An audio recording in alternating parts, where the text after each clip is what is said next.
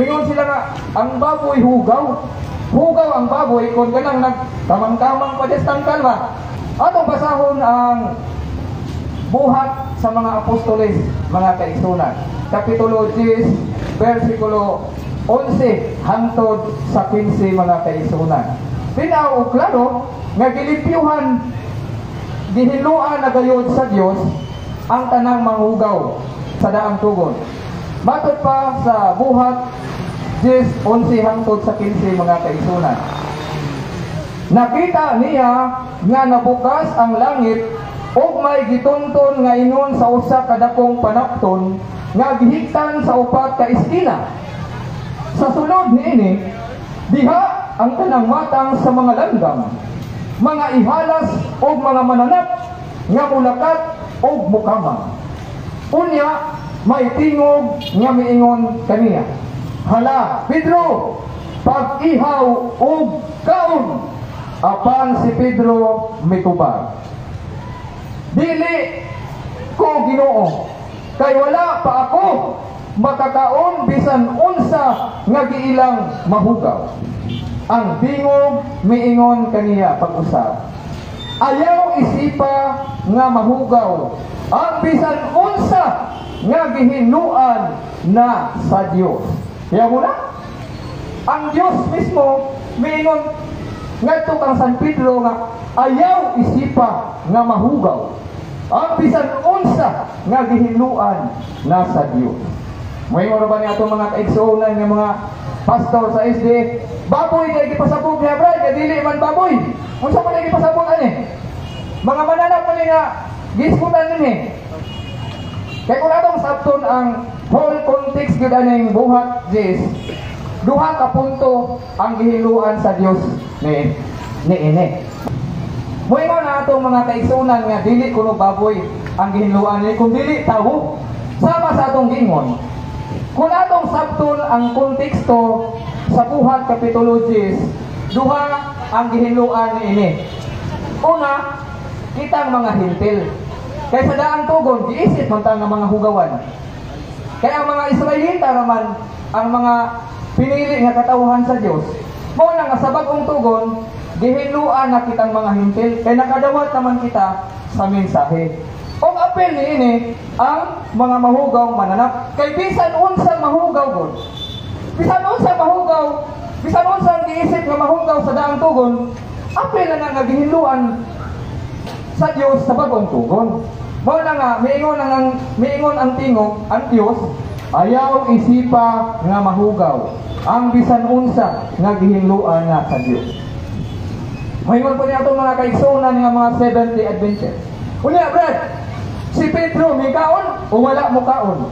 Ay natural nga di mo kaon San Pedro. Ano man? Pananawon naman eh. Kaya noon dili mo ng pananawon. Sama pananglitan. Musulod ka o restaurant. Inig sulod mo restaurant kay mo palit ka og sudan nga gusto nimong orderon. Muduol ka sa waiter, doolon ka sa waiter, hatagan kag mino. Ini pagdawat nimo sa mino, kanon man nimong mino? Katawaan ka sa mga tao nga nagtan-aw nimo. Unsa man tawana nga gikaon mang mino? Dili gini mo kanon ang mino. Unsa may imong kanon? Kadtong mga putahe nga nakasulat dito sa mino. Sa samang paagi, mga kaigsunan, ang pananawon, listahan to sa mga mahugaw mananap nga gihiluan sa Dios. Mao na nga si San Pedro, wala mo kaon kay pananawon naman to. Mayon na nga ito mga kaigsunan, dugang pa nilang argumento.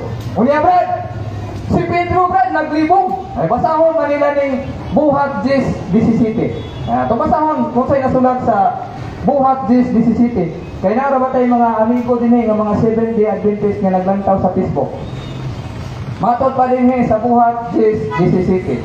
Si Pedro naglibog sa kahulugan sa pananawon nga iyang nakita.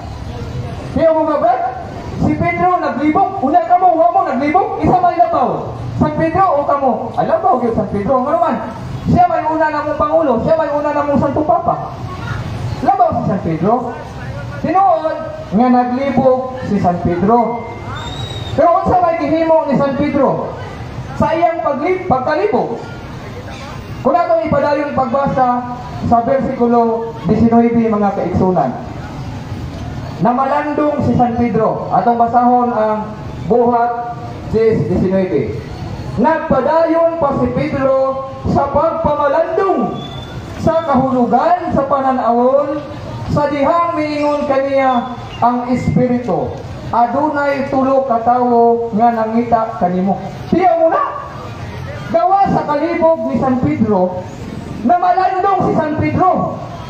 Ang atong mga amigo ng mga pastor, wala man ni na malandong.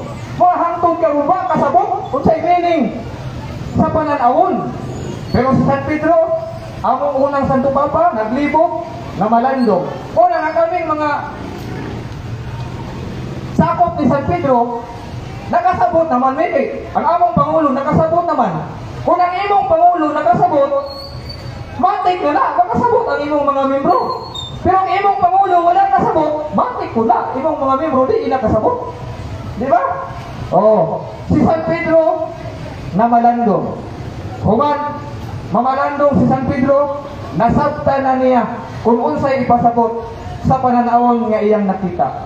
O unsa may gihimo ni San Pedro, human niya pamalandong. Iya kining gibalita dito sa simbahan sa Jerusalem. Disaysay ni San Pedro dito sa simbahan sa Jerusalem. Atong basahon ang buhat kapitulo 11 versikulo 5 hangtod sa 9. Human na pamalandong si San Pedro aniha, buhat 11:5 hangtod sa 9. Matod pa din sa dito ako sa siyudad sa Hupa, nagampo ako o nakakita ako pananawon. Nakita ko sa maong pananawon ang sama sa usa kadakong palakton nga hiniktan ang upat ka iskina o gitunton gikan sa langit o mihunong sa akong tungod. Akong gisusi pag-ayo ang sulod niini o nakita ko ang mga mananap. Unsay nakita ni San Pedro? Ang mga mananap. Idinay pag yun sa atong mga kaigsunan nga mga Seventh-day Adventist nga walay labot ang mga mananap nga gihinluan sa Dios. Nga upat ang tiil. Mga mananap kuno nga upat ang tiil. Ang pangutana, pila may tiil sa baboy? Doon na may baboy nga tulo nga kabuok tiil? Agawas kung sinyalan nga baboy.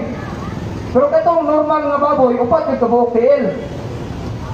Mga hayop, mananap nga mukamang o ihalas nga mga langgam. Unya nakadungog ako tingog nga nag-ingon, Pedro, tindog pag-ihaw o kaon. Apan mitubag ako, wala ako makakaon o bisan unsa nga mahugaw. Ang tingog misulti na usab gikan sa langit. Ayaw isipa nga mahugaw ang gihinluan na sa Dios.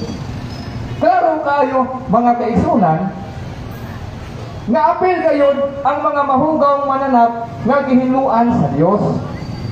Mo na nga human ni San Pedro og pamalandong, iya kining gisaysay dito sa simbahan sa Jerusalem. Kung ato gyapon ning iatras pagbasa sa buhat 11:1 hangtod 4 mga kaigsunan, si San Pedro nakigsalo na pagpangaon sa mga hintil. Na kining mga hintil, mukaon nig kaning baboy, mukaon nig bisag unsa. Mabitaw na nga ang prodigal son bitaw naman na sa ebanghelyo, katong minglayas gikan sa tudlok sa imong ulo. Ipakaon gining baboy. Human si San Pedro na malandong, nakigsalo na siya pagkaon sa mga hintil. Buhat 11:1 hangtod sa 4. Ang uluhan niini mga kaigsunan, ang taho ni Pedro ngadto sa simbahan sa Herodes o ang mga kaigsuunan sa tibuok Hudiya nga ang mga dili Hudiyo buti pasabot kitang mga hintil. Nakadawat usab sa pulong sa Dios. Sa pag-adto ni Pedro sa Jerusalem, sila nga nangusog sa paghimo sa seremonyas sa pagtuli bisaway kaniya. O gisaway si San Pedro. Unsa may pulong sayang, pero doon ay hintil nga wala nagpatuli, iyahan na, wala tayo labot ana. Wala tayo labot ana ha. Padayon ta. Nganong miadto ka man sa mga tawo nga wala matuli o nakigsalo kanila. O nakigsalo na si San Pedro pagpangaon sa mga hintil. Unya kitang mga katong mga hintil mukaon to og baboy. Buti pa sabot nga naailamisa ani nag-alirong ang mga hintil. Mingdoon si San Pedro nila nakigsalo sa pagpangaon ay og naay litson baboy ato. Pulit San Pedro ato. Naay humba kaon San Pedro ato. Nga naman nakasabot naman siya sa miling sa pananawon nga iyang nakita nga gihiluan na di ay sa Dios ang mga mahugang mananap apil ang baboy. Muna kung gamitan nato gamay lang gud nga logic, di lang gud nato palabian kundi nato makayaw. Ang Brad Fred na naihanda si Brad Fred Litson ay ko inagi mo kaon si Brad Roger na handa ni Brad Fred nga Litson. Unsa may gingon sa Ebanghelyo ni San Lucas? Matod pa sa Ebanghelyo ni San Lucas Kapitulo 10 versikulo 8 mga kaisunan. Atong basahon. Unsa gingon ni San Lucas Kapitulo 10 versikulo 8. Matod pa din kung moadto kamo sa usa ka lungsod o dawaton kamo nila kaon sa idalit kaninyo. Kung dalitan mo og litson baboy, kung dalitan mo og humba, ayaw mo pangita buwan? Ayaw mo pangita ginamos? San Lucas 10:8. Kaon sa unsay idalit kaninyo. Makakon di si San Lucas kung hugaw paghapon ang karneng baboy. Isa may itong tuhan. Si San Pablo nga maingon idalit kaninyo. O ang mga pastor ba nga namugos gihapon sa ilang mga membro nga hugaw ang baboy. Isa may atong tuhan. Ato yung tamutuo sa mga apostolis. Dili tamutuo ang nagpaka-apostolis. Ato tamutuo sa mga sinugo gyud sa atong Ginoo. Ang pangutana, moingon ang atong mga kaigsuonan nga mga dili katoliko, sila ra kunoy nagtuman sa napulo ka sugo, ay granting without admitting. Kamo ray nagtuman sa napulo ka sugo. Ang pangutana, asa o ikapilang sugo sa napulo ka sugo nga gidili ang pagkaon og baboy? Nabay mabasa sa napulo ka sugo nga gisgutan nga dili ipakaon ang baboy? Wala. Nga naman, ang gingharian sa Dios dili pinaagi sa atong gikaon, labaw ng dili pinaagi sa pagkaon o karning baboy. Unsa may basihan sa Dios sa iyang paghukom? Pinaagi ba sa atong gikaon? Atong basahon ang sulat ni San Pablo mga kaigsuonan. 2 Corinto Kapitulo 5 versikulo 10. Kung unsay basihan sa Dios sa iyang paghukom, sumala ba sa atong gikaon o sumala sa atong mga binuhatan? 2 Corinto 5:10. Matod pa ni San Pablo mga kaigsuonan. Kay kinahanglan mo atubang kitang tanan kang Kristo, aron iyang hukman, aron ang tagsa-tagsa makadawat sa angay kaniya, sumala sa iyang nabuhat, maayo o dautan dinhi sa kalibutan. Tinaw og klaro mga kaigsuonan nga ang basihan sa Dios sa iyang paghukom sumala di ay sa atong mga binuhatan dinhi sa kalibutan. Kung maayo ta og binuhatan, adto tag langit. Kung dili ta maayo og binuhatan, adto ta sa impierno. Mao na nga wala gyud hisgutan diha sa bag-ong tugon sa Christian era nga dili ipakaon ang karning baboy. Nga naman, kaya ang gingharian sa Dios dili man pinaagi sa pagkaon, labaw ng dili pinaagi sa pag-inom. Atong basahon ang sulat ni San Pablo mga kaigsuonan. Roma Kapitulo 14 versikulo 17. Matod pa ni San Pablo dinhi sa mao nga bersikulo. Kay ang gingharian sa Dios dili pagkaon o pag-inom, kundili pagkamatarong, pakigdait o kalipay nga gihatag sa Espiritu Santo. Unsa day ang gingharian sa langit? Dili pinaagi sa pagkaon, dili pinaagi sa pag-inom, kundili kalipay, pakigdait nga gihatag sa Espiritu Santo. Hugaw ang usa ka butang, kung ang usa ka tawo hugaw siya og huna-huna. Roma kapitulo 14, bersikulo 14, mga kaigsuonan. Atong basahon ang sulat ni San Pablo. Sa akong pagkahiusa sa Ginoong Hesus, ako nahibalo og nagtuo nga walay butang nga hugaw sa iyang kaugalingon. Apan kung may nagtuo nga hugaw ang usa ka butang, hugaw kini alang kaniya. Mo na nga, kung kita nahiusa na ni Ginoong Hesus, magtuo kita nga wala na'y butang nga mahugaw. Pero nagtuo gihapon ka nga hugaw gihapon ng karning baboy, kana nagpasabot nga wala pa ka nahiusa ni Ginoong Hesus. Nga naman, hugaw maghapon kag huna-huna.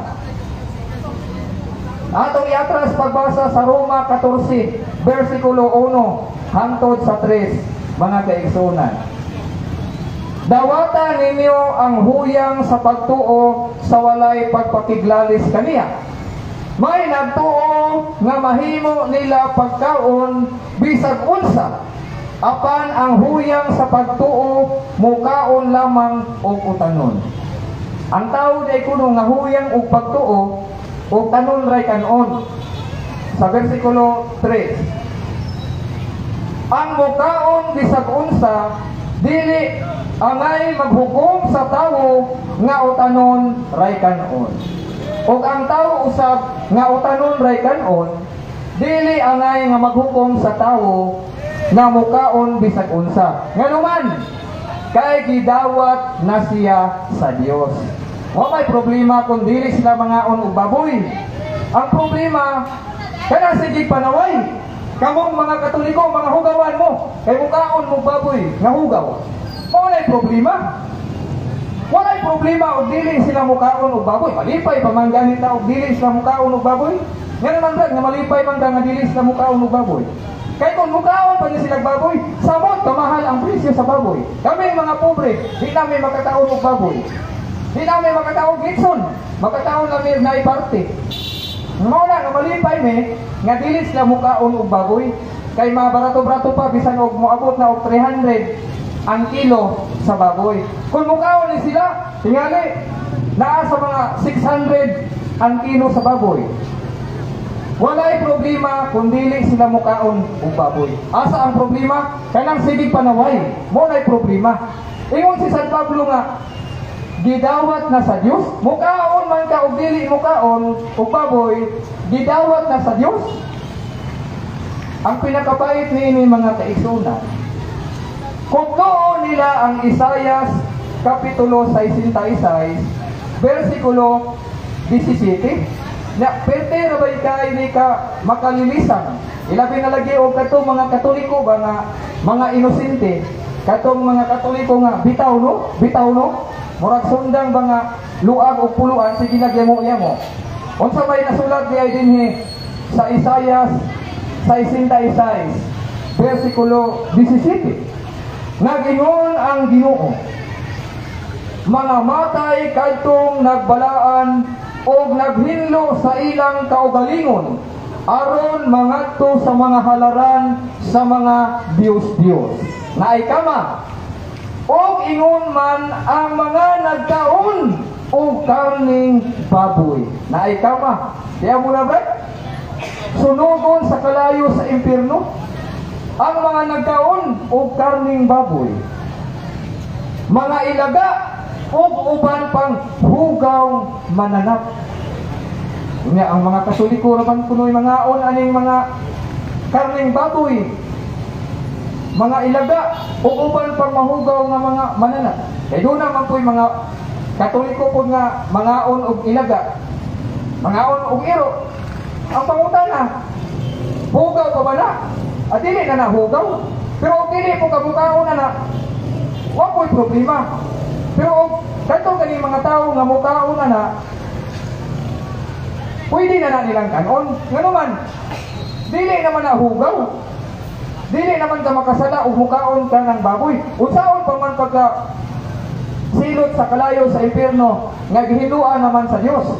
Kining Isaias, Old Testament pa man buti pa sabot, wala pa limpyuhi o wala pa hinluhi sa Dios.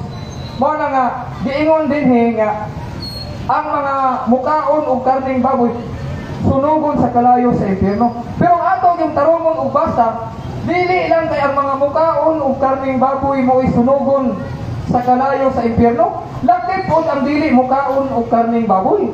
Atong balikan pagbasa. Isaiah 66:17.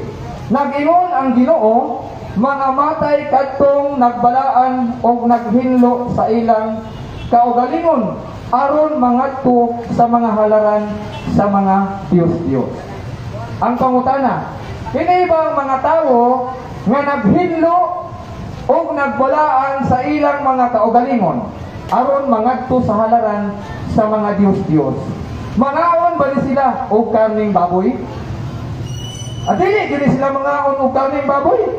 Nga naman, naghinlo o nagbalaan yun sila sa ilang kaugalingon. Nagtuo sila nga ang baboy hugaw. Kaon ba kakaan ng baboy nga hugaw naman? Unsa pa mahitabo kung mukaon ka og baboy? Mahugawan ang imong kaugalingon. Naghinlo gani, nagbalaan sa ilang kaugalingon, dili gyud ni mga unog baboy ining mga tawhana.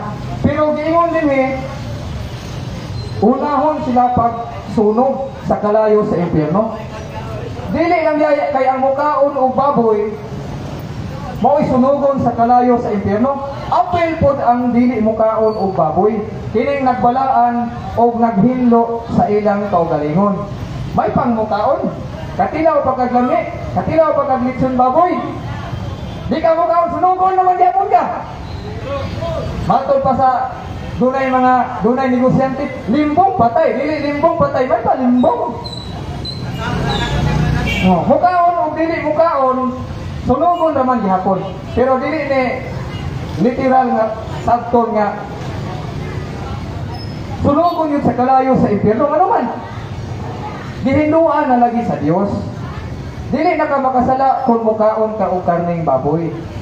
Wala na yung mabasa sa bagong tugon nga gidili ang pagkaon o karning baboy. Doon ako'y nakasiring sa Facebook, STA, baboy gapon ang mong topic. Ako siyang gipangutana, asa mabasa Brad sa bagong tugon nga gidili sa Dios ang pagkaon o karning baboy? Ang iyang gikutlo nga teksto, ang 2 Corinto kapitulo 6 versikulo 17. Atong basahon be, kung tinuod ba nga giingon sa silingan ako sa bituon. 2 Corinto kapitulo 6 versikulo 17. Kung tinuod ba nga nag-ingon si San Pablo nga dili ipakaon ang karning baboy sa mga Kristiyanos. 17. Diara, versikulo 17, 2 Corinto kapitulo 6. Busa ang Ginoo nag-ingon. Unsa giingon sa Ginoo? Mao kini. Bulagi sila o paglain gikan kanila. Ayaw kamo paghikap sa hugaw. O dawaton ko kamo. Wa may mabasa nato nga mingon ang Ginoo nga ayaw kamo pagkaon og karning baboy. Hinaw o klaro ang giingon din nga bulagi sila o paglain gikan kanila. Ayaw kamo paghikap og hugaw o dawaton ko kamo. Ang logic nila ani, dili gani kuno ipahikap ang hugaw, sabot ang kanoon kuno. Napalpak gyapon nga logic. Ngano man, di man baboy ang gisbutan ani. Uya kini dayong balaod nga dili muhikap, dili mutilaw. Balaod ini nga hinimo lang og tawo. Asa mo na mabasa, Brad? Atong basahon ang sulat gihapon ni San Pablo mga kaigsunan. Bible niya atong gibasa, dili ni comics. Basig moingon mo nga comics niya akong gibasa. Atong basahon ang Kolosas kapitulo 2 versikulo 20 hangtod sa 23 mga kaigsunan. Ang uluhan niini pagpakamatay o pagkinabuhi uban ni Kristo. Sa versikulo 20, namatay na kamo uban ni Kristo o naluwas na gikan sa mga espiritu nga naghari niining kalibutan. Apan nganong nagkinabuhi man gihapon kamo nga daw iya pa kamo niining kalibutan. Nganong magtuman pa man kamo sa mga tulumanon ingon sa ayaw pagkupot niini, ayaw pagtilaw ni anak, ayaw paghikap ni adto. Dili na magpulos kining tanan, humana kini magamit, kini mga sugo o mga pagtulunan nga binuhat lamang og tawo. Diyan mo na? Binuhat ang diay ni og tawo. Dili pagtulungan sa atong Ginoo nga dili ipakaon ang karning baboy. Hinaw klaro ang gibasa nato mga kaigsunan. Walay duha-duha Bible akong gibasa, dili ni comics. Basahan ninyo sa 2 Korinto kapitulo 2 versikulo 20 hangtod sa 23. Ito nato nang iatras pagbasa sa 2 Kolosas 2:16, 17, mga landong lamang kana sa mga butang nga umaabot, apan ang katumanan mao si Kristo. Atong basahon Kolosas 2:16 hangtod sa 17 mga kaigsunan. Busa ayaw ninyo itugot nga may magsaway kaninyo mahitungod sa pagkaon o ilimnon o mahitungod sa mga adlaw nga balaan o sa kasaulugan sa bag-ong bulan o bahin sa mga adlaw nga igpapahulay. Kining tanan mao si Kristo. Busa karo mga kaigsunan, ang giingon ni San Pablo, ayaw ninyo itugot nga may magsaway kaninyo mahitungod sa inyong gikaon, sa inyong giinom, o bisan pa sa mga adlaw nga igpapahulay. Naapil na inon ng adlaw igpapahulay. Hebreo kapitulo 13 versikulo 9. Matod pa ni San Pablo, ayaw itugot nga ang lahi nga mga pagtulunan makapatipas kaninyo gikan sa matarong nga agianan. Maayo gayod nga malig-on ang atong kalag pinaagi sa grasya sa Dios o dili pinaagi sa pagtuman sa mga tulumanon mahitungod sa kalanon. Ngayon, kay ang maong tulumanon wala makatabang ni adtong nagtuman niini. Ayos lis lagi nang moingon nga dili lagi ipakaon ang baboy. Humana ni nagamit sa daang tugon, wala ka ni epekto karon. O sa tambal pa ni expire na ni. Ang samay mahitabo o muinom kag tambal nga expire, maulian ba kasi imong sakit? Mosamot himo ka grabe imong sakit. Wala nga expire nga tambal, ayaw nag-inom ana. Expire nga gani nga balaod, ayaw nagsunod ana. Adto na musunod sa nagpadayon nga balaod. Mao na nga sa bagong tugon mahimo ng kanon ang tanang pagkaon. Last na lang ni, kay murag gipulaan mo nga minaw ba? San Marcos kapitulo 7 versikulo 14. Unsay giingon ni Ginoong Hesus mga kaigsunan? San Marcos 7:18 hangtod sa 19. Matod pa dinhi, ang inyong panabot samara sa uban. Wala ba di ay kamo makasabot?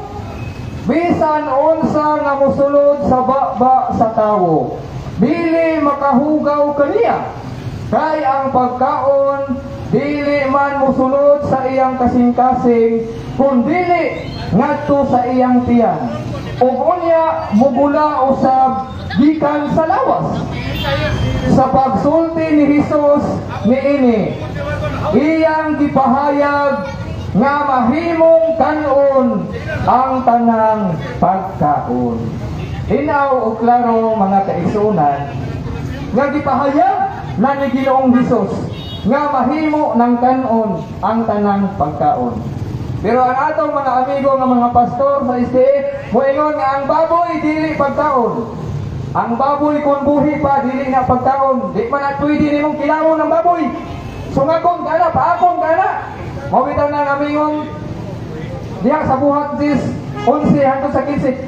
Pag ihaw o kaon, ihawon sa nimo, lutoon ayha nimo kanon. Din hinang kukutok og daghang salamat sa inyong pagpaminaw. Atong ihatag kinsa natong hatagan ani.